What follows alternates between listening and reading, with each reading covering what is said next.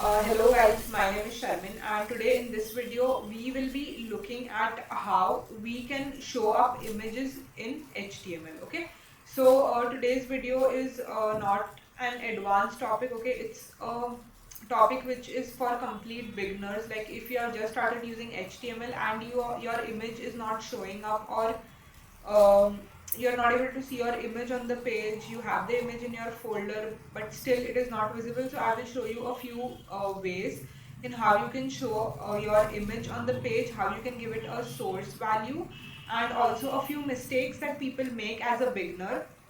I will also tell you those mistakes, and also we will see what different types of images we have, and why sometimes your images don't show up. Okay, so yeah, without wasting time, let's go to VS Code and see what we will actually do today. Okay,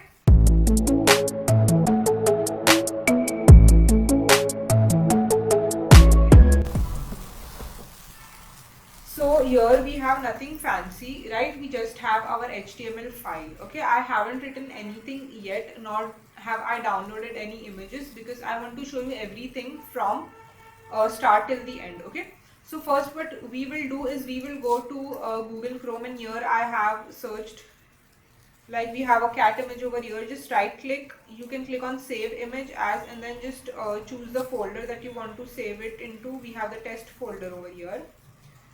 Okay, or let's say images in CSS. So we save this with the name of cat and we save it. Okay, so we go to VS Code again, we get that image over here. Right now what we will do is to show this image on the page, what we will need to use is we will have to use the image tag. Correct, our HTML image tag, and then the image tag is a self-closing tag, right? So if you guys don't know what self-closing tags are, then self-closing tags are those tags which don't have a closing tag. For example, let me show you over here. If we have the h1 tag, you see we have one opening tag and one closing tag, and whatever we want we write it in the middle, right, between the opening and the closing tag. Correct. So but over here, when it comes to images, you don't have a closing tag for images. Your image tag is a self-closing tag. Okay, that's the reason it is called self-closing, right? The name itself is explanatory, right? It says self-closing tag, which means it does not have a closing tag. Okay, so now let's see how we can show up our image on the page. Okay, so what I have seen most of the people doing is, like, as a beginner, what they will do is they will go over here, they will copy, they will right click, go to properties, and over here they will see the path. Okay, you see the location over here, they will copy the location, paste it inside the source over here. Okay, and then they will write the name over here, that is cat.jpg. You save and you refresh, you get the image over here, right? Now you might say, now if we can see the image, then why is this way wrong? It is not correct to write it this way. Okay, yeah, I agree that you can see the image on the page, right, without any problem. The image is properly visible, but this is not the right way to show your images or give path to the image source over here. Now why this? This is because the first problem over here is when you upload this online. Okay, you will upload all the folders, right? You will have your index.html, you will have your say style.css file, and you will have all the other images as well, right? So what this will do is, when you upload it on like for hosting or something, there you won't have C drive, user, and the other things that you're seeing in the location right now. Correct?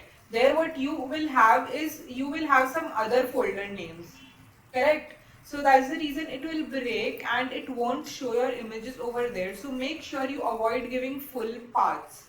Okay, just make sure you don't give path, your image source paths like this. Okay, so the correct way that I will show you right now, the correct way to give path to your source, to the source of your image, is use a /cat.jpg. Now this is called as relative path. Now what is relative path? It means that you are giving path, okay, to I am calling it path again and again because path is somewhere where your image is located. Okay, so the source of your image is relative right now, that is because we have given it a dot, and then because it is relative to this file, okay, our index.html, your image, it is relative to this file. That's the reason we are using dot slash. Now what dot slash does is it will go a folder, it will go and search in the same folder for that image. Okay, now for example, let me show you one more thing. What you could have done is, if we have a folder named images, and in place of having this cat outside, if you had it inside the images folder, right? Okay, let's bring it outside, and we have it outside right now. Okay, and we refresh, you see the image is still there on the page, there is no change, correct? Now if you put this image inside the image folder, we say okay, move, and now when we come here and refresh, you see the image disappears, right? Because the path now is not correct. Okay, it is incorrect. So what you can do over here is, you use this dot slash to define anything that is present in the same folder as of your index.html file. Okay, this is your index file. Okay, this is our folder, that is images in CSS is the name of the folder, and you have three things you can see inside the folder. One is your index.html file, you have your style.css file, and you have your images folder over here. Okay, so before this we had the image also in the same folder, right? That is image.css. We didn't have any additional folder in which we had the image, correct? So that's the reason it was showing when we wrote dot slash and then the name of our image. Right now when we moved our image inside of a folder called as image, it is not showing. Why? Because here we will have to mention the proper path, okay, the proper relative path over here, and you say dot slash image and then slash cat dot jpg. You save this and you refresh over here, so it works fine. Alright, now one more mistake that I see beginners making is, we save this image, okay, let's give it the same name, or let's say cat1 for example, and let's save it inside the same images folder. Okay, so now let's just copy this down again, and here what you might do is slash images. Now here, as we are using VS Code, it is a plus point that it is showing us. Okay, now if, for example, I have seen mostly beginners use Notepad to write their code for practice, which is really good. I also recommend in the first week of your practice of HTML, you should use Notepad, okay, so that you get used to how tags look like and how the boilerplate code should be. Okay, so to get pretty familiar with it, you should definitely use Notepad in the first week, and then you can move on to VS Code for sure. Okay, no problem as such. Or also you can start using VS Code, it's fine from the beginning. VS Code is actually very helpful for developers. It makes our life really very easy. Okay, so what problem you might face is, now here we have the name showing there itself. Okay, so here you might not face that problem, but what happens sometimes is you don't actually know what type of the image it is, and you just mention the wrong extension. For example, JPG. Now you can see you don't have the image showing up, right? This over here, you can see the image is not showing up, correct? Now why this? This is because it's a PNG image and you have mentioned JPG over here. Okay, so that's the reason it is not showing. But if you write the correct extension and you refresh, you will find the image over here. Okay, PNG images are not usually like this. You don't have this background, okay, in PNG images. So like only the image, but these people,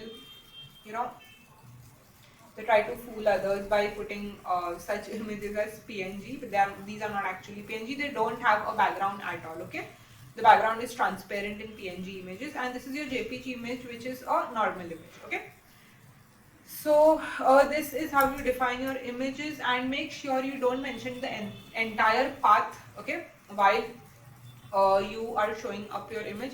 Your image will show up definitely. I am not saying that it won't show up, but that is completely wrong, because it will work only on your PC. Okay, now for example, if you have a college project and you are, like, for example, giving path like that, okay, C user and then whatever I just gave at first, which was completely wrong.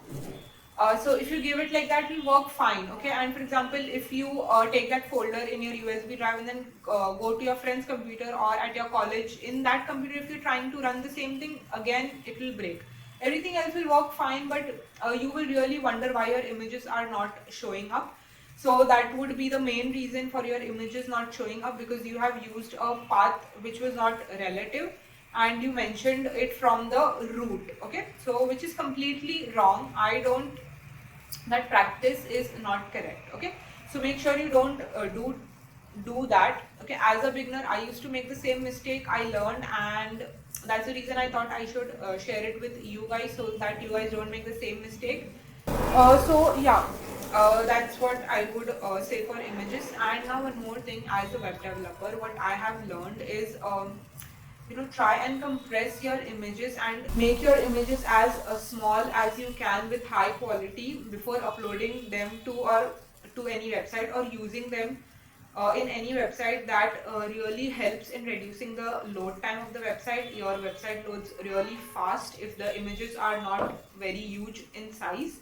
Okay, so that really helps. And try using more of JPG images. Like don't really use PNG for big banner images and stuff. You can use, not a problem, but what I have learned in my journey till now was PNG images have a larger size as compared to JPG images, so they take more time to load. So that's the reason I personally prefer using JPG images over PNG. Okay, if you have a banner image or something where PNG is not really required, don't use PNG, avoid. And the rest is you can use JPG. And yeah, that's it for images.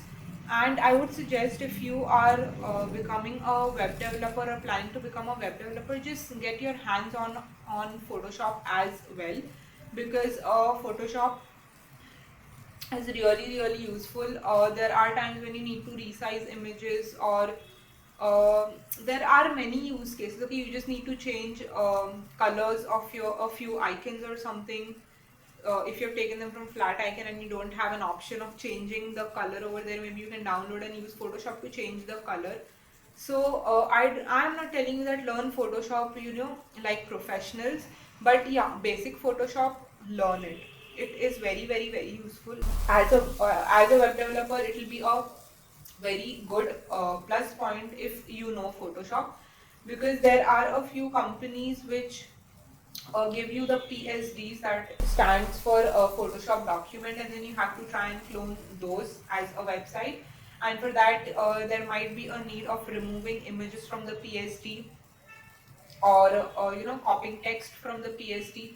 And until unless you don't know the basics of Photoshop, you won't be able to do that. I mean, you will figure it out, of course, but it will be a plus point for you if you have Photoshop written on your CV when you apply for a front-end web developer's job. Okay, so yeah, that's all I can say. So yeah, thank you so much guys for watching, and I'm sorry for such a long break of a month. I'll be starting and posting videos regularly from March. So yeah, stay tuned for new videos on Figma, a few on Photoshop basics maybe, which a web developer needs to know, only that much. And maybe we can start with WordPress as well, and also a few videos on React, JavaScript, and regular HTML, CSS will be coming up. Okay, so yeah, thank you so much for watching guys, and keep going. You guys are doing good. Okay, nothing is difficult. You just need to maintain consistency and keep working hard, and you'll be good to go. So yeah, that's it. Thank you so much guys, and let's meet in the next video. Until then, bye guys.